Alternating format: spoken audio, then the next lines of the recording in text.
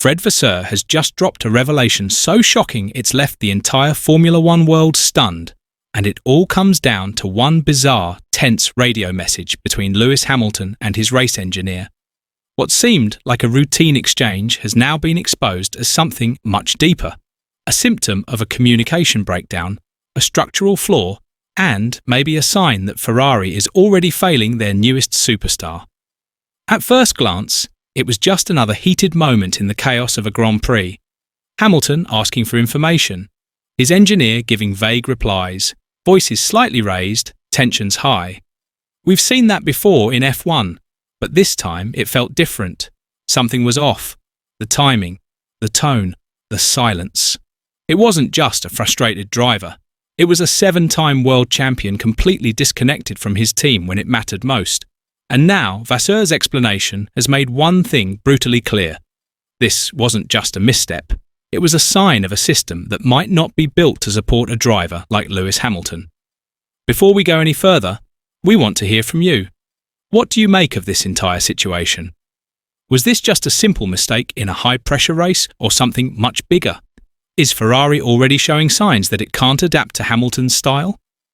Drop your thoughts in the comments, because what Vasseur just admitted might be the start of something no one saw coming. It all started during the Monaco Grand Prix, one of the most intense and unforgiving races on the calendar.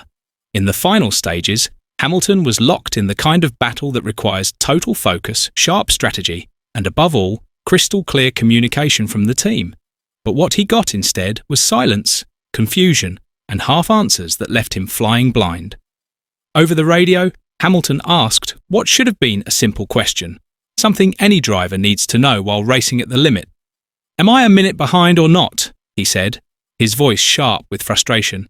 And there was no clear reply, just a vague, scattered response from his engineer that didn't give him what he needed. That one moment may seem small, but in Monaco, where every second counts and overtaking is nearly impossible, it was massive. Hamilton wasn't just trying to survive the race. He was trying to understand where he stood in the bigger picture.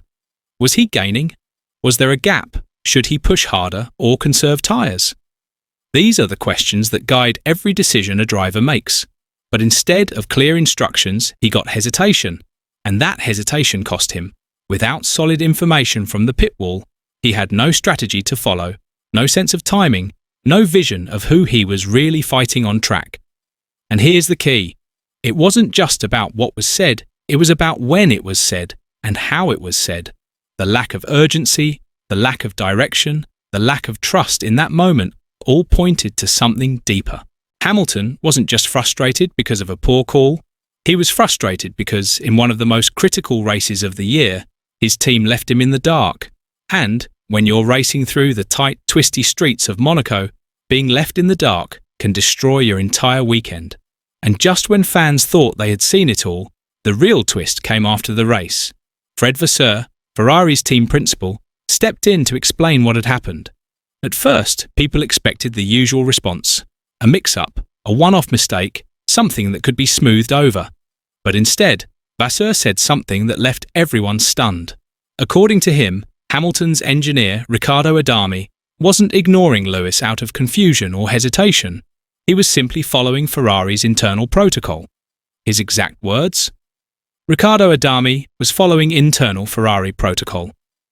That protocol says race engineers are only allowed to speak to their drivers on the straights, a rule designed to reduce distractions and help drivers stay focused in the corners. On paper, it sounds reasonable, but there's just one huge problem. This was Monaco. And in Monaco, there are no real straights. It's a track made up almost entirely of tight corners, sharp turns, and short bursts of acceleration. So by sticking to that rigid rule, Adami wasn't just limiting his radio calls, he was almost completely silenced for the entire lap. Think about that for a second. In the one race where constant communication matters the most, Ferrari chose silence. In a Grand Prix where every tenth of a second counts and where strategy is shaped moment by moment, Lewis Hamilton was left without guidance. The system that was supposed to help him stay focused ended up doing the exact opposite.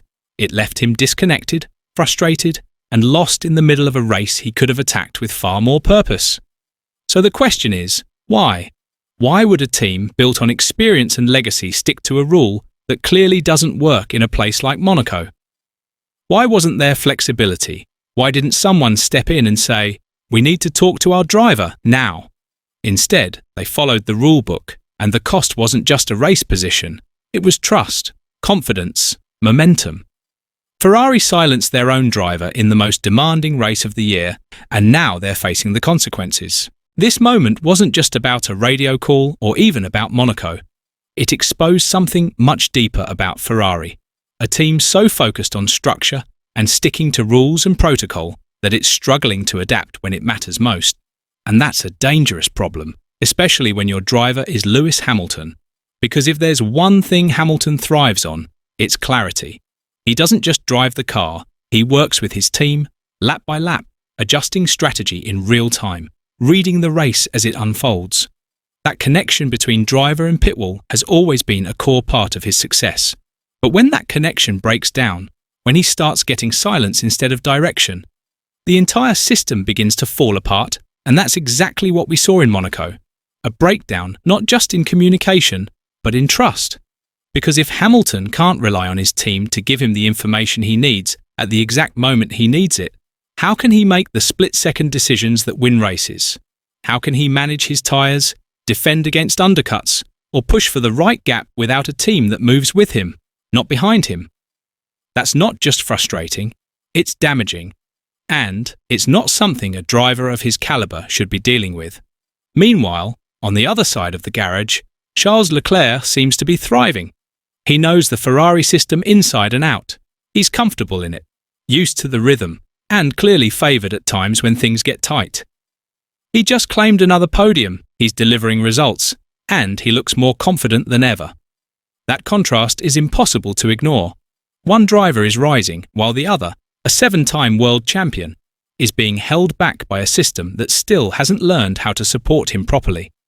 And the timing couldn't be worse. This season was supposed to be Ferrari's chance to fight at the front again, and Hamilton was brought in to lead that charge.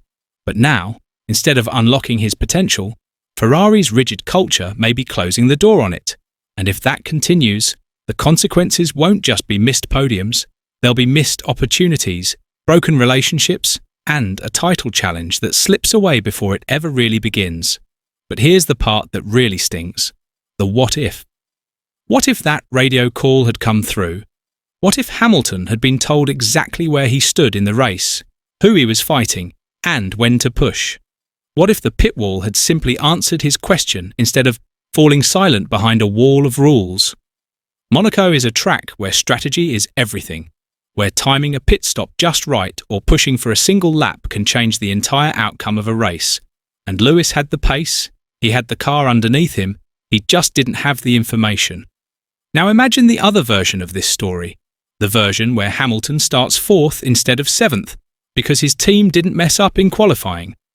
The version where he's given a live read of the race with clear instructions, he gets the green light to push, he undercuts at the right moment, he jumps ahead of traffic. Suddenly, he's in clean air, attacking the leaders, not stuck behind them. In that timeline, we're not talking about P5 and frustration, we're talking about a possible podium, maybe even a shot at the win. It's not far-fetched, it's not fantasy. It's what could have happened if the team had been ready, responsive, and in sync with their driver. Instead, we're left with the result that didn't have to be, and a question that Ferrari can't afford to ignore. How many more chances like this are they willing to waste? That one broken radio call has come to mean much more than just a missed update. It's become a symbol, a painful reminder of something deeper going wrong at Ferrari. Because this isn't just about missed lap data or poor strategy timing, it's about missed trust. A driver asking a simple question and getting silence in return. That's not just a technical issue, that's a breakdown in the very relationship that's supposed to hold a team together under pressure. In that moment, Hamilton wasn't just driving without data, he was flying blind, left to guess while others around him had full vision. And on the other side of the pit wall, his engineer wasn't guiding him. He was bound by rules, held back by a system that chose protocol over performance. And that's the part that really sticks. Because Ferrari didn't just fail to support their driver in a race, They failed to respond in the moment. They forgot how to race. And when that happens, when a team becomes more focused on following procedures than actually winning, it stops being about speed or strategy or even talent. It becomes about survival. Silence on the radio becomes a warning light, flashing louder than any engine could. And right now, it's telling us something's very wrong behind the scenes at Ferrari. So now, we're left with the real questions. The ones that go far beyond a single race. Can Fred Vasseur step in and fix this before it's too late? Can he rebuild the trust between Hamilton and the pit wall before it crumbles completely? Or is Ferrari, the team that brought in a 7-time world champion to lead them back to glory, already starting to fail him? Because this isn't just a strategy error. It's a leadership crisis in red. And it matters, not just for this season, but for the entire future of Ferrari's bold new era. Hamilton didn't sign with this team to be stuck in silence. He came to fight for wins, to chase an 8th title, to inspire change. But if the team around him can't give him the support he needs, clear guidance, fast decisions, real-time trust, then no amount of talent can save them. Let us know in the comments. Is this the beginning of a Ferrari resurgence, or the slow-motion collapse of something that was supposed to be legendary? We want to hear what you think, because this could go either way. And don't forget to like the video, subscribe to the channel, and tap the notification bell so you never miss what's coming next. Because if Monaco gave us this kind of drama, just imagine what the rest of the season has in store.